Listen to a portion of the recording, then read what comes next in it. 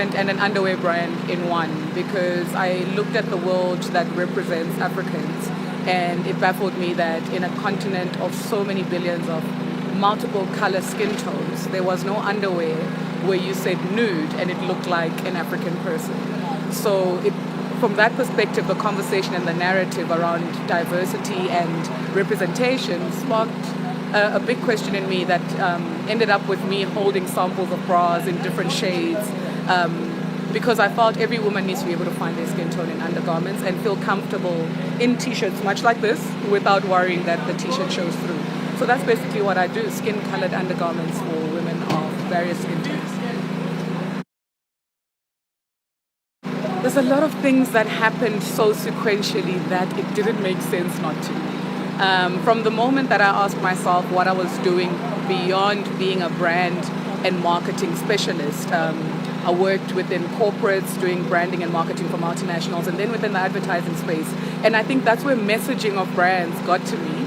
And I started to ask myself, beyond creating, insights for big corporates, how was I going to find an insight that would change, the way people see themselves? And the moment for me was when too many coincidences that kept pushing me forward to even count. So, for example, looking at time off that I had on one particular weekend, and it turned out there was an underwear and textile fair in Hong Kong that didn't need a visa on the particular weekend that I had leave.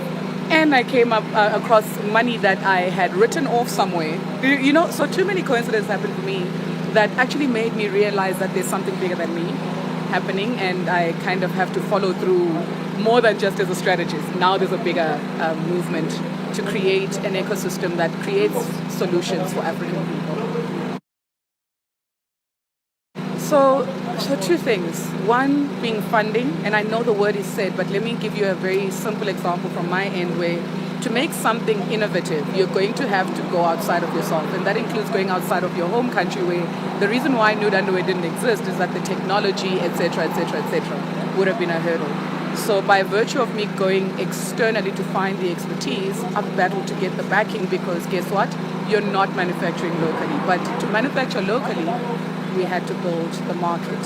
Which brings me to challenge number 2, access to market, which is something that I've interestingly taken on the challenge, happily, is finding spaces to actually be physical so your consumer can find you.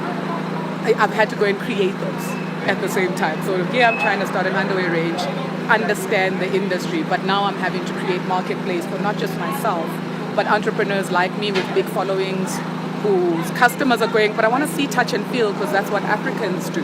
We touch, we feel, we are tactile. So the second challenge was distribution. So those are the 2 biggest challenges. So funding by virtue of the whole supply chain capability, helping to build it if it isn't existing, is nobody wants to get caught in that side. They just want you done and ready. And then retail-wise, they also want you done and ready. So we have to grow ourselves in interesting ways. But before I started a business, I wouldn't have started a business before Gugu Intimates. It's the business that God, Goddess, universe, whatever you believe in, gave me.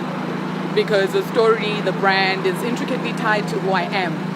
To even make it happen. The story of shades and identity and not feeling light enough, not feeling beautiful enough. And then being a marketing and a strategist, kind of consultant, is understanding the importance of communication.